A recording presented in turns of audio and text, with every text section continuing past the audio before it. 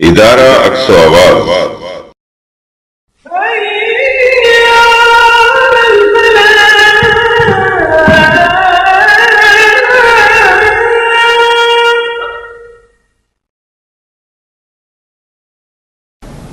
بسم اللہ الرحمن الرحیم۔ السلام علیکم ناظرین، ہماری خوش قسمتی ہے کہ آج اقصی آواز کے اسٹوڈیو میں ہمارے درمیان امیر جماعت اسلامی محترم سراج الحق صاحب تشریف فرما ہیں اور ہم ان کو خوش آمدید کہتے ہیں۔ ہم نے اپنے ساتھیوں کی طرف سے جو مختلف سوالات موصول ہوئے تھے ان کو ترتیب دیا ہے اور ہماری خواہش ہوگی کہ ہم امیر جماعت سے ان سوالوں کے جواب جو ہیں وہ حاصل کریں۔ امیر محترم، پہلا سوال یہ ہے کہ جماعت اسلامی ایک نظریاتی جماعت ہے تو پھر اصولوں پر بار بار سمجھوتا کیوں کرتی ہے؟ جماعت اسلامی ایک اسلامی جماعت بھی ہے، ایک جمہوری جماعت بھی ہے اور ایک ترقی پسند جماعت بھی ہے، اور جماعت اسلامی سمجھتی ہے کہ پاکستان اور عالم اسلام کی کامیابی صرف اور صرف اسلامی نظام میں ہے۔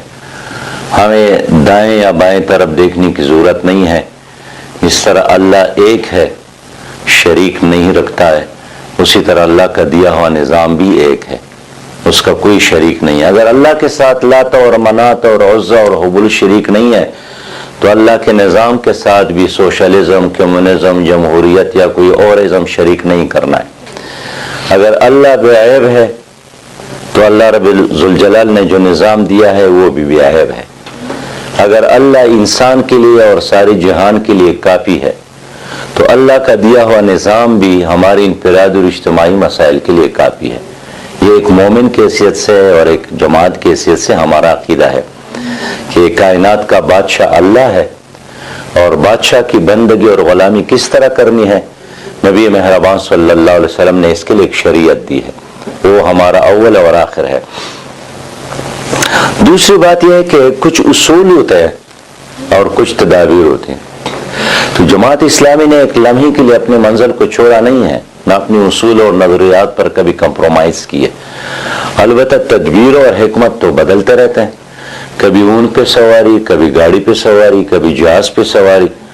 تو اس کا مطلب تو یہ نہیں ہوا کہ آپ نے اصول چھوڑے ہیں، آپ منزل کی طرف جا رہے ہیں، خواہ جہاز پہ جائیں یا گھوڑے پر جائیں یا گاڑی پر جائیں۔ ہمارے ملک میں بھی جماعت اسلامی نے 1970 کے بعد پیپل پارٹی کے دور میں جو بھٹو برسر اقتدار تھے اور انہوں نے سوشلزم کا نعرہ لگایا تو ایک قومی اتحاد بنا، اور اس میں بھی آپ کو یاد ہوگا کہ اظہر خان بھی شامل تھے، مفتی محمود صاحب بھی شامل تھے، پیر پگاڑ صاحب بھی شامل تھے۔ تو اظہر خان تو اپنے جلسوں میں قرآن کو اٹھا کر نعرے لگاتے تھے کہ ہم اس نظام کے لیے ایک ہو گئے ہیں۔ تو اس اتحاد کا بنیاد بھی نظام مصطفیٰ تھا، اور اگر اس کے بعد IGI بنی ہے تو اس میں بھی جماعت اسلامی نے اس نظریے کو شامل کیا تھا کہ پاکستان میں قرآن اور سنت کی بالادستی۔ اس کے بعد اگر متحدہ مجلس عمل بنی ہے تو اس میں بھی بنیادی مقصد یہی تھا کہ عالم اسلام کی آزادی اور پاکستان میں آئین اور جمہور اور اللہ رب ذوالجلال کی دی ہوئی نظام کے مطابق معاشرے کو چلانا۔ تو ایک لمحہ بھی ایسا نہیں آیا ہے کہ ہمارے کسی ڈاکومنٹ میں ہم نے لکھا ہو کہ اب نظریات ختم اور وقتی مفادات ہمارا نصب العین ہے۔ نہیں، ہم نے کبھی نظریات پر کمپرومائز نہیں کیا ہے، اور اگر ہم یہ کام کرتے تو اگر یہ سیاسی بون اقتدار تک پہنچ سکتے ہیں تو ہم 100 بار اس سے پہلے پہنچ جاتے، لیکن کبھی بھی ہم نے اصولوں پر سودا بازی نہیں کی ہے۔ دوسرا سوال ہے، اتحادوں کی سیاست سے ماضی میں کیا حاصل ہوا جو آج پھر ایک اتحاد کی کوشش ہو رہی ہے؟ دیکھیے، حالات کے تقاضے ہوتے ہیں۔ ایوب خان کی امریت تھی، بہت مضبوط تھی، اس لیے تمام سیاسی جماعتوں نے مل کر اس امریت کے خاتمے کے لیے کام کیا، اس میں جماعت اسلامی بھی شامل تھی۔ پھر بھٹو صاحب نے ایک امریت کی طرف قدم اٹھایا تو تمام سیاسی جماعتوں نے اس کا راستہ روکا، اور آپ کو یاد ہوگا کہ جب 1977 میں الیکشن ہوا تو الیکشن میں دھاندلی کی گئی، اور دھاندلی سے جیتنے والوں کو ہرا کر اور اپنے لوگوں کو کامیاب کروا کر ایک جعلی اسمبلی وجود میں لائی گئی، تو جماعت اسلامی نے قومی اتحاد میں شامل ہو کر اس کے خلاف احتجاج کیا. اس طرح متحدہ مجلس عمل بنی. تو اس کا بنیادی مقصد بھی یہی تھا کہ اس خطے میں جو بیرونی مداخلت ہو رہے ہیں ان کا راستہ روکا جائے، اور دینی جماعتوں کو اکٹھا کر کے ان کو آپس میں ایک دوسرے کے خلاف سفارا ہونے کی بجائے ایک پازیٹیو سمت میں آگے لے جائے، اور اس کا فائدہ بھی ہوا. اس لیے ہمارا قدم آگے بڑھا ہے اور نظریاتی طور پر ہم نے گین کیا ہے. اب اگر ہمارے ملک میں ہر کوئی سمجھتا ہے کہ اسلام ایک مکمل نظام حیات ہے، اسلام میں معاشی نظام ہے، اسلام میں سیاسی نظام ہے، اسلام میں تعلیمی نظام ہے، اسلام کا ایک سماجی نظام ہے، اسلام کا ایک زرعی پالیسی ہے، اسلام کا ایک صنعتی پالیسی ہے، اسلام کا ایک بلدیاتی پالیسی ہے، اسلام ایک کلین اور گرین پاکستان بنانے کا ایک پورا پلان اور پروگرام رکھتا ہے. میں سمجھتا ہوں اگر ہر کوئی یہ بات کہتا ہے تو اس میں ہماری کامیابی ہم اس کو سمجھتے ہیں. میرے محترم، اگلا سوال جو ہے وہ یہ ہے کہ پنجاب میں جماعت کی اس قدر عدم اطمینان بخش صورتحال کی کیا وجوہات ہیں، اس کا ذمہ دار کون ہے؟ پنجاب کا جو معاشرہ ہے یا سندھ کا معاشرہ یا بلوچستان کا معاشرہ یہ فیوڈلز کے قبضے میں ہے، یہ جاگیرداروں کے قبضے میں ہے. یہاں کا ووٹر آزاد نہیں ہے، اور یہاں کا جاگیردار اور پٹواری، یہاں کا جاگیردار اور تانیدار مل کر عوام کو دباتا ہے، اور وہ چاہتا یا نہیں چاہتا ہے ان سے ووٹ لیتا ہے. اس لیے جماعت اسلامی میں چونکہ سارے دیانتدار لوگ ہوتے ہیں، اسی طرح وسائل جس طرح آج کل لینڈ کروزر اور ہیلی کاپٹر کی سیاست ہے، وہ ہمارے ورکرز کے ساتھ اس طرح نہیں ہے، بلکہ ہم تو اپنے امیدوار کو پوسٹر بھی ہم دیتے ہیں، ان کی گاڑی میں تیل بھی ہم ڈالتے ہیں، حتیٰ کہ کامیاب ہو جائے تو گھر میں تقسیم کرنے کے لیے مٹھائیاں بھی ہم رکھ کے دیتے ہیں. تو اس لیے جماعت اسلامی بحیثیت مجموعی ایک اپنے رفتار سے آگے بڑھ رہی ہے. اس وقت میں آپ کے علم میں لانا چاہتا ہوں کہ ہم نے حلقوں کا انتخاب بھی کیا ہے، امیدواران کا چناؤ بھی کیا ہے، اور ایک پنجاب میں سٹیٹس کو توڑنے کے لیے جو موجود ہے، جو مسلط ہے، ان کو چیلنج کرنے کے لیے ہم نے یوتھ کو موبلائز کرنے کا پروگرام کیا ہے. جے آئی یوتھ کے نام سے اب ایک پارٹی کے اندر جے آئی یوتھ کے اندر ایک الیکشن ہو رہا ہے.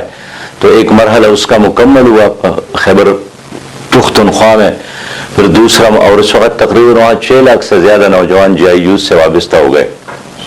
انٹرا پارٹی الیکشن میں انہوں نے حصہ لیا، اور تمام سیاسی جماعتوں نے آ کر دیکھا کس طرح یہ لوگ منظم ہیں کہ صبح سے لے کر قطاروں میں کھڑے ہیں، عصر تک شناختی کارڈ میں ہے، نہ دان لی ہے، نہ گالیاں ہیں، نہ ایک دوسرے کے خلاف پروپیگنڈا ہے، اور ایک سنجیدہ انداز میں الیکشن ہو رہا ہے.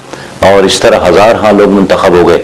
تو اب اگست کے مہینے میں انشاءاللہ پنجاب میں بھی ایکسرسائز ہو رہا ہے. تو ماضی میں ہم نے بہت کچھ سبق حاصل کیا ہے. انشاءاللہ اللہ پر امید ہے کہ ہمارے کارکن جس جذبے میں ہے اس وقت، تو یہ سٹیٹس کو ہم توڑنے میں کامیاب ہو جائیں گے. اگلا سوال یہ ہے کہ ایسے کیسے ہو سکتا ہے کہ نون لیگ جو ہے وہ ایک صوبے کے اندر وہ حلیف ہے ہماری، اور باقی جگہوں پہ ہم اس کو طاغوت کے طور پر لیتے ہیں، تو اس تضاد کی کیا وجوہات ہیں؟ تو یہ آپ کا اطلاع غلط ہے نا. یہ نون لیگ کے ساتھ ہم نے کسی بھی جگہ پہ اتحاد نہیں کیا ہے، نہ ہم نے ان کو کبھی سپورٹ کیا ہے، نہ مرکز کے سطح پر، نہ صوبے کے سطح پر ہم نے ان کا ساتھ دیا ہے. تو یہ تو طاغوتی بات ہوگی. تو یہ آپ کا جو پرسپشن ہے یہ غلط ہے کہ ایک صوبے میں ہم ساتھ دے رہے ہیں، دوسرے ہم کسی بھی جگہ ساتھ نہیں دے رہے ہیں. تو یہ جو حلیف کی کیفیت ہے، ساتھ دینے والی یہ کہیں نہیں. یہ کیسے ہو سکتا ہے؟ ہم اس کے خلاف کرپشن فری پاکستان مہم چلا رہے ہیں. میں اس کے خلاف سپریم کورٹ میں گیا ہوں. ہم نے 4 قوانین لائے ہیں قومی اسمبلی میں، اور مسلسل ایک ایجوٹیشن، ایک تحریک، ایک مہم ہے. ریلیاں ہیں، جلسے ہیں، ٹرین مارچ ہیں، سیمینارز ہیں، بار روم میں جانا ہے، یوتھ کو موبلائز کرنا ہے. تو نون لیگ نے جو کردار ادا کیا ہے اس کی بنیاد پر پاناما اسکینڈل کے بعد تو سب سے پہلے جماعت اسلامی عدالت میں گئی ہے اس کے خلاف. اگلا سوال ہے جی، کراچی میں بدلتی صورتحال کے باوجود ہم اس خلا کو پر نہیں کر سکے، اس کی کیا وجوہات ہیں؟ کراچی شہر کل بھی ارغمال تھا اور آج بھی ارغمال ہے، اور کراچی کے شہریوں کو اب بھی یہ اعتماد دینے کی ضرورت ہے کہ وہ ووٹ دینے میں آزاد ہوں گے، ان کا پولنگ اسٹیشن آزاد ہوگا۔ کراچی کے لوگوں نے ہمیں نہیں چھوڑا، کراچی کے یہاں کے انتظامیہ، یہاں کے اسٹیبلشمنٹ، یہاں کی بیوروکریسی نے مل کر جماعت کے خلاف سازش کی اور عبدالستار افغانی کی حکومت ختم کی۔ لیکن ہم پوچھنا چاہتے ہیں کہ کام کس نے کیے ہیں کراچی میں جماعت اسلامی کے علاوہ؟ سڑکیں کس نے بنائی، ہاسپٹل کس نے بنائے، کالجز کس نے بنائی، صفائی کا انتظام کس نے کیا، اور بڑے فنڈ مرکز سے کس نے؟ جب جماعت کی حکومت ختم کی گئی اس کے بعد تو کچھ نہیں ہوا سوائے بدتخوری کا اور بوری بند لاشوں کے کاروبار کا۔ اس لیے جماعت اسلامی ہی کو یہ کریڈٹ جاتی ہے کہ اس نے اس شہر کو شعور بخشا ہے۔ میں آپ کو یقین دلاتا ہوں کہ کراچی کی گلی اور کوچوں میں جماعت اسلامی ایک بڑی طاقت کے طور پر موجود ہے، اور آئندہ الیکشن میں یہ طاقت آپ کو نظر آئے گی۔ ناظرین محترم، آپ ہمارے ساتھ رہیے گا، ہم ایک بریک کے بعد دوبارہ حاضر ہوتے ہیں۔ امیر جماعت سے ہم باقی کے سوالات بریک کے بعد کرتے ہیں۔ ادارہ اقصی آواز آڈیو اور ویڈیو کی دنیا میں معروف نام، دروس قرآن و حدیث، حمد باری تعالی، نعت رسول مقبول، نصیحت آمیز تقاریر، تحریکی ترانے اور مشہور نظمیں عرصہ دراز سے آپ کی خدمت میں پیش کر رہا ہے۔ دعوت و تبلیغ کے لیے ادارہ اقصی آواز ایک منفرد انداز کے ساتھ۔ ہم اپنے ناظرین کو دوبارہ خوش آمدید کہتے ہیں۔ محترم امیر جماعت، اگلا سوال جو ہے وہ یہ ہے کہ پاکستان کے اندر اصل مسئلہ جاگیرداروں اور سرمایہ داروں کا حکومت کے اندر اثر و نفوذ اور ان کی قوت ہے، اور جو کہ الیکٹیبلز کی مرہونی منت ہے، اور آج کل ہم دیکھ رہے ہیں کہ پی ٹی آئی جو ہے وہ اسی راستے پر چل رہی ہے۔ تو جماعت کی ترجیح اس حوالے سے کیا ہے؟ دیکھیے، شروع ہی سے پاکستان کی سیاست پر چند خاندانوں کا قبضہ ہے، اور وہی لوگ تھے جو ایوب خان کے ساتھ تھے، وہی لوگ پھر بھٹو کے ساتھ تھے، وہی لوگ پھر ضیاء الحق کی شورا میں رہے، اور وہی لوگ آج مسلم لیگ میں ہیں، وہی لوگ پیپل پارٹی میں، اب وہی لوگ اب پی ٹی آئی میں ہیں۔ اب وقت کی کمی کی وجہ سے نام لینا تو ممکن نہیں ہے، لیکن وہی پرانے چہرے ہیں، کچھ یعنی سیاسی اپنے آپ کو سیاسی خاندان کہتے ہیں۔ عام آدمی تو بیچارہ ووٹ دیتا ہے یا بلز ادا کرتے ہیں یا ٹیکس ادا کرتے ہیں۔ تو میں سمجھتا ہوں کہ اب تک ملک میں ایک انقلاب کی ضرورت ہے عام آدمی کے سوچ میں، کہ ان جاگیرداروں کو ووٹ دینا، ان ظالم سرمایہ دار کو ووٹ دینا، یہ بالکل سام کی منہ میں دودھ ڈالنے کے مترادف ہے، یہ بچھو کو بڑھا کر اژدہا بنانے کے مترادف ہے۔ تو جب آپ خود ایک چیز کو سام سے اژدہا بناتے ہیں، پھر اگر آپ کو ہڑپ کر لیتا ہے تو آپ کو گلا کیوں ہے؟ میں سمجھتا ہوں کہ جن کے بچے ملک میں نہیں پڑھتے ہیں، جن کا کاروبار ملک میں نہیں ہے، جو چھٹیاں آپ کے ملک میں گزارنا گوارا نہیں کرتے ہیں، جو آپ کی کلچر کو پسند نہیں کرتا ہے، جو قوم کو یہی کہتا ہے کہ مجھے صرف چینل پر سنو اور میرے انفرادی لائف پہ انگلی اٹھانا یا اس کو ڈسکس کرنا یہ آپ کا اختیار نہیں ہے، یہ دغلا پن ہے، یہ بہت بڑی منافقت ہے۔ اس لیے میں سمجھتا ہوں کہ یہ جو استبل ہے اور چند گھوڑے ہیں، کبھی اس استبل میں، کبھی اس استبل میں، کبھی اس جھنڈے کے ساتھ، کبھی اس جھنڈے کے ساتھ، اس سے قوم کو آگاہ کرنے کی ضرورت ہے۔ اور میری اور آپ کی اور تمام اہل وطن کی صلاحیت کا یہی امتحان ہے کہ کیا ہماری قسمت میں بس یہی جاگیردار اور سرمایہ دارہ نظام لکھا ہے، یا اس ملک میں کبھی اسلامی نظام بھی آئے گا، یا اس ملک میں کبھی شریعت کا نظام بھی آئے گا۔ تو یہ لوگ تو شریعت اپنے راستے میں رکاوٹ سمجھتے ہیں، اس لیے کہ ان کے ساتھ حرام کی کمائی ہے، ان کی جائیدادیں حرام کی ہے، یہ ایسٹ انڈیا کمپنی کا ایک تسلسل ہے، اور عالمی اسٹیبلشمنٹ ان کے پش پہ موجود ہے، عالمی اسٹیبلشمنٹ کا غلام میڈیا ان کی پش پر موجود ہے۔ یہ بالکل بھونے ہیں، نہ ان کا کوئی ویژن ہے، نہ ان کے ساتھ کوئی خارجہ پالیسی ہے، نہ ان کے ساتھ کوئی زرعی پالیسی ہے، نہ ان کے ساتھ کوئی تعلیمی پالیسی ہے، نہ ان کے ساتھ عام آدمی کو ترقی دینے کا کوئی سوچ ہے، بلکہ یہ سوچتا ہے کہ جب عام آدمی ترقی کرے گا تو پھر وہ کیسے ہمیں تسلیم کریں گے۔ اس لیے قومی جذبے کے ساتھ اس عنصر سے نجات کے لیے جہاد کرنے کی ضرورت ہے۔ اور ہمارے ملک میں اگر جمہوری کلچر ہے تو ٹھیک ہے، بندوق اور ڈنڈے اٹھانے کی ضرورت نہیں ہے، لیکن ووٹ غریب کی طاقت ہے، ووٹ عام پاکستانی کی طاقت ہے۔ اس طاقت سے ہمیں اس سٹیٹس کو توڑنا ہے۔ تو اپنے ووٹر کو شعور دلانا ہے کہ 200 روپیہ لے کر اپنے ووٹ کو نہ بیچے، اپنے ضمیر کو نہ بیچے، اس لیے کہ ووٹ آپ کا ایمان ہے، ووٹ آپ کی ضمیر ہے، ووٹ آپ کی گواہی ہے، ووٹ آپ کی شہادت ہے۔ آپ جن کو ووٹ دیتے ہیں وہ اسلام آباد پہنچ کر اگر وہ ایک شراب کا گلاس پیتا ہے اس میں آپ کا حصہ ہے، اگر وہ بدکاری کرتا ہے اس میں آپ کا حصہ ہے، اگر وہ چوری کرتا ہے اس میں آپ کا حصہ ہے، اگر وہ امریکی غلامی پر دستخط کرتا ہے اس میں آپ کا حصہ ہے۔ تو آج ہمارے ملک میں جو غربت ہے، جو بے روزگاری ہے، اور جو بدامنی ہے، اور جو بربادی ہے، اور جو تباہی ہے، ان تمام چیزوں کی بنیادی ذمہ دار یہی ظالم جاگیردار اور ظالم سرمایہ دار ہے۔ میں ظالم جاگیردار کی بات کرتا ہوں، میں ظالم سرمایہ دار کی بات کرتا ہوں، جن کے ساتھ حرام کا جائیداد اور حرام کی کمائی ہے۔ تو اب اگر ہم ووٹ کے ذریعے سے ان لوگوں کا وہ نہ کرے احتساب، تو آپ کی آئندہ نسلیں بھی ان خاندانوں کے غلام در غلام در غلام رہیں گے۔ اس لیے اس ووٹ کی طاقت سے انقلاب برپا کرنے کی ضرورت ہے۔ یہ ایک پرامن طریقہ ہے۔ اگلا سوال یہ ہے کہ جماعت کی رفتار اور امیر جماعت کی رفتار میں اتنا فرق کیوں ہے؟ واضح محسوس ہوتا ہے کہ جماعت امیر جماعت کی جو رفتار ہے وہ باقی جماعت جو ہے وہ اس سے کافی پیچھے ہے۔ اس کی آپ کے خیال میں کیا وجوہات ہیں؟ دیکھیے، جماعت اسلامی ایک شورائی جماعت ہے۔ یہاں جتنے بھی فیصلے ہوتے اجتماعی طور پر شوراؤں کے اندر ہوتے ہیں، اور کئی بار میں نے دیکھا ہے ایک امیر جماعت کو کہ ان کی ایک رائے ہے، لیکن اجتماعی شورا میں جب وہ رائے پیش ہوتی ہے وہ واپس لیتے ہیں۔ یہاں کوئی امریت نہیں ہے، یہاں یہ پارٹی ہے، یہ پراپرٹی نہیں ہے، یہ وراثت کی بنیاد پر نہیں چلتی ہے۔ ہم اس پہ فخر اللہ کا محسوس کرتے ہیں کہ ایک تو ہم بندگان خدا کو امیر جماعت کی طرف نہیں بلاتے، اللہ کی طرف بلاتے۔ ہم بندوں کو کسی بندے کا غلام نہیں بناتے ہیں کہ جب تک سورج چاند رہے گا میرے سرکار کا نام رہے گا، نہیں، جب تک سورج چاند رہے گا نام اللہ کا رہے گا، اور چاند سورج ختم بھی ہو جائے تب بھی اللہ کا نام رہے گا۔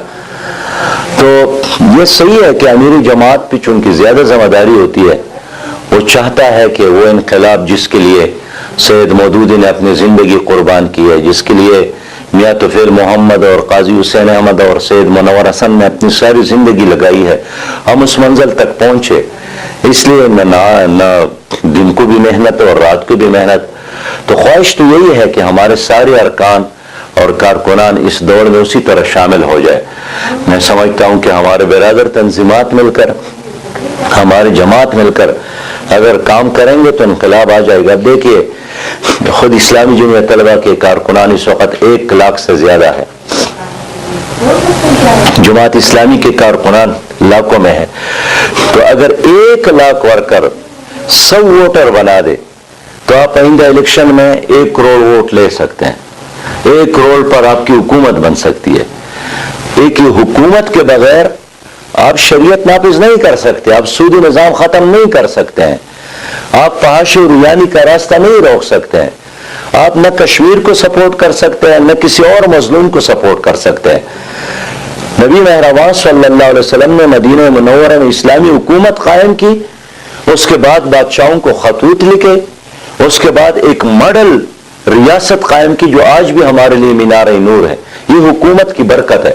تو میں سمجھتا ہوں کہ اگر ہمارے چاروں طرف موجود کارکنان اپنے گھر، اپنے خاندان، اپنے محلے، اپنے مسجد کو فوکس بنا کر کم از کم 100 ووٹر بنائیں تو ہمارے 1 کروڑ ووٹر بن سکتے ہیں۔ رفتار کی بات آپ نے جو کری ہے کہ اس میں امیر جماعت کی رفتار اور تمام ساتھیوں کی رفتار جو ہے وہ ابھی آپ اس سے مطمئن ہیں کہ وہ آپ کی رفتار کے ساتھ ہی چل رہے ہیں؟ نہیں، میں عرض کروں کہ میری جماعت کی رفتار سے بھی مطمئن نہیں ہوں. میں تو چاہتا ہوں کہ ہمارے 24 گھنٹے 48 گھنٹے ہوتے اور ہم زیادہ کام کرتے اور زیادہ برکت ہوتی، اور اس طرح چاہتا ہوں کہ ہمارے تمام چھوٹے اور بڑے ہر سطح کی نظم مل کر اسی رفتار سے کام کرتے. لیکن بہرحال اللہ رب ذوالجلال کا فیصلہ ہے کہ کب وہ گھڑی اور کب وہ لمحہ آتا ہے کہ ہم انقلاب کی سورج کو اپنی آنکھوں سے دیکھیں. لیکن ایک دن یہ ضرور ہوگا انشاءاللہ. شب گریزاں ہو گیا آخر جلوہ خورشید سے، یہ چمن معمور ہوگا نغمہ توحید سے. اگلا سوال ہے جی کہ کیا اس مرتبہ بھی احتساب کے نام پر دھوکہ تو نہیں ہوگا اور کہیں سارا ملبہ پھر جماعت پر تو نہیں آن پڑے گا؟ اس کے بارے میں آپ کے کیا تاثرات ہیں؟ ویسے خدشات کی بنیاد پر پالیسی تو نہیں بنائی جا سکتے کہ ممکن ہے اس روڈ پر ایکسیڈنٹ ہو جائے تو مجھے گاڑی میں بیٹھنا ہی نہیں چاہیے، ممکن ہے جہاز کریش ہو جائے تو مجھے جہاز میں بیٹھنا ہی نہیں چاہیے. خوف تو اللہ سے ہونا چاہیے اور اللہ پر اعتماد کرنا چاہیے. احتساب ہمارا مطالبہ ہے، لیکن اس کا مطلب یہ نہیں ہے کہ الیکشن بر وقت نہ ہو. ہم الیکشن بھی بر وقت چاہتے ہیں، لیکن ہم احتساب چاہتے ہیں. نواز شریف صاحب اور اس کے ٹولے کا اور اس کے علاوہ سب کا احتساب، جن کا نام بھی پاناما لیکس میں ہے، جن کا نام آف شور کمپنیوں میں ہے، جنہوں نے بھی بینکوں سے قرضے لے کر معاف کروائے ہیں، جنہوں نے اداروں کو تباہ کی ہیں، جو بیوروکریسی میں ہے یا سیاستدانوں میں ہے یا کسی اور طبقے میں، ہم سب کا احتساب چاہتے ہیں. لیکن اس کا یہ مطلب نہیں ہے کہ احتساب کے نام پر جمہوری نظام ختم ہو جائے یا کوئی اور مارشل لا آ جائے.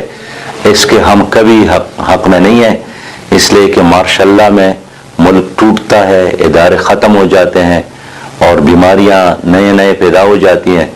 اس لیے ہم کبھی بھی جمہوریت کی بجائے مارشل لا کا ساتھ نہیں دیں گے. لیکن اس جمہوریت جس میں صرف فیوڈل کا حصہ ہے، سرمایہ دار کا حصہ ہے، اس سے بھی ہم بیزار ہیں. ہم غریبوں کے لیے اسمبلیوں کے دروازے کھولنا چاہتے ہیں. ہم ایک ایسا الیکشن چاہتے ہیں جس میں عام آدمی بھی کینڈیڈیٹ بن سکے. ہم ایک ایسا الیکشن چاہتے ہیں جس میں کروڑوں اور ارب ہا خرچ کر کے لوگ اسمبلیوں تک نہ پہنچے، اس لیے کہ پیسے خرچ کر کے جو وہاں پہنچ جاتے پھر وہ صرف کمانے کے لیے کام کرتے ہیں، نہ قانون سازی کرتے ہیں نہ ترقی کے لیے کام کرتے ہیں. تو ہم الیکشن ریفارمز بھی چاہتے ہیں اور یہی تمنا ہے ہماری کہ غریب کے لیے ہم اسمبلیوں کے دروازے کھول دیں. وہاں عام آدمی جائے گا تو عام آدمی کے لیے ترقی کے لیے پالیسی بنیں گے. جب ایک خاص کلاس وہاں پہنچ جاتا ہے، وہ اپنی زمینوں کے لیے، اپنے کارخانوں کے لیے، اپنے خاندان کے لیے پالیسیاں بناتے ہیں، عام آدمی کے لیے نہیں بناتے ہیں. ان کے صبح اور شام یا امریکہ میں ہے یا برطانیہ میں ہے یا ان کے مفادات کے لیے.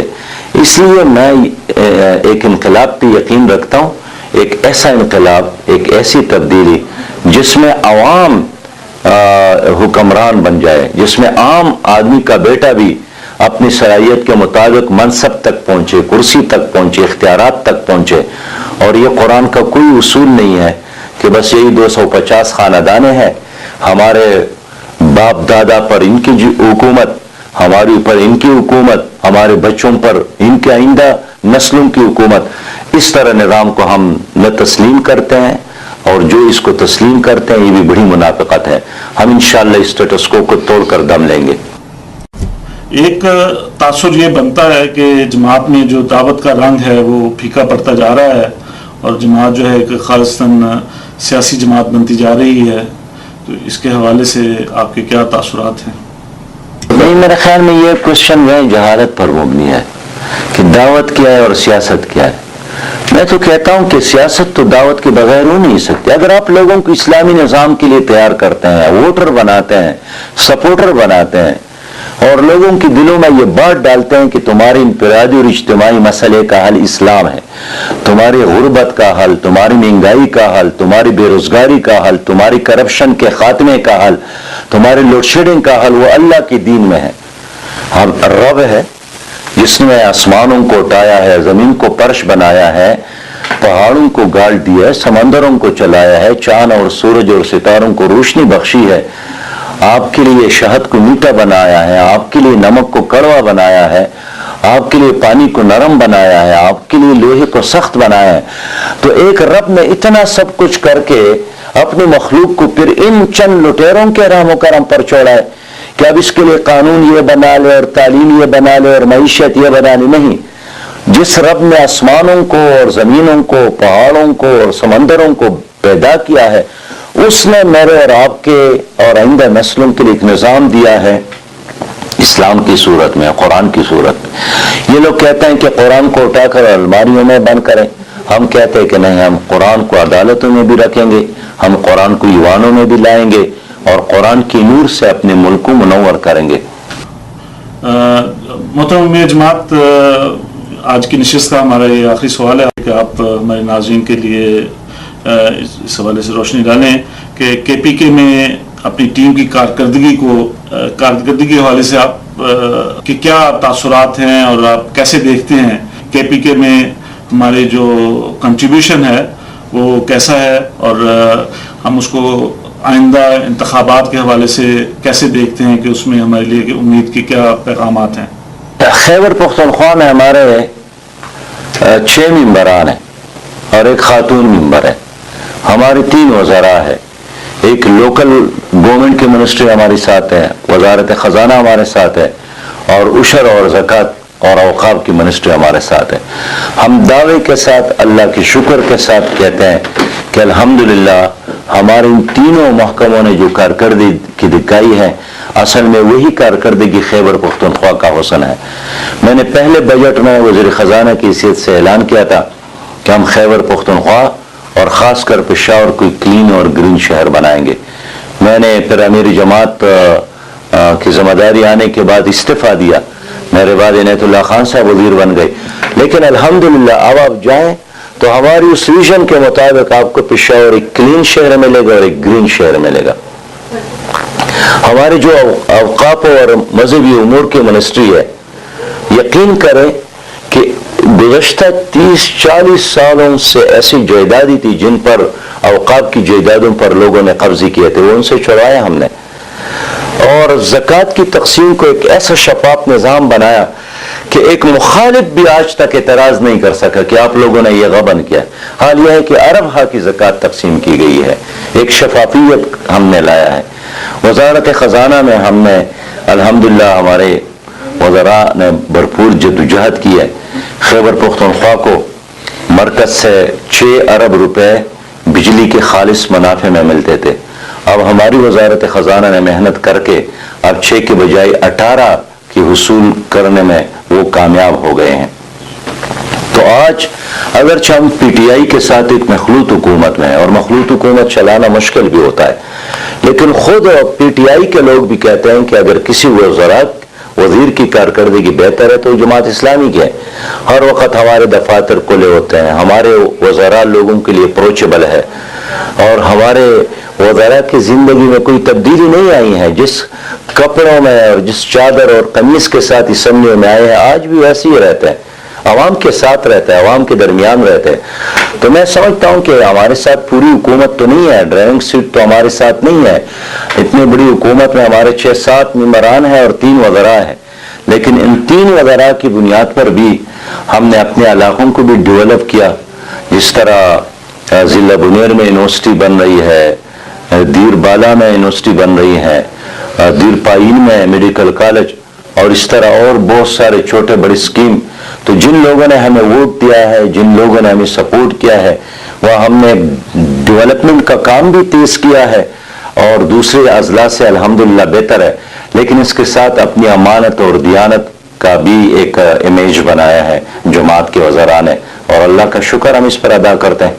آخر میں ہم امیر جماعت محترم سراج الحق صاحب کا شکریہ ادا کرتے ہیں اقصی آواز کی پوری ٹیم کی طرف سے کہ انہوں نے اپنی مصروفیات میں سے ہمارے لیے وقت نکالا اور ہمارے ناظرین کے لیے ان سوالوں کے جو جوابات جو ہیں وہ فراہم کیے ہیں. تو ہم ان کا بہت شکریہ ادا کرتے ہیں. السلام علیکم ورحمۃ اللہ. ادارہ اقصی آواز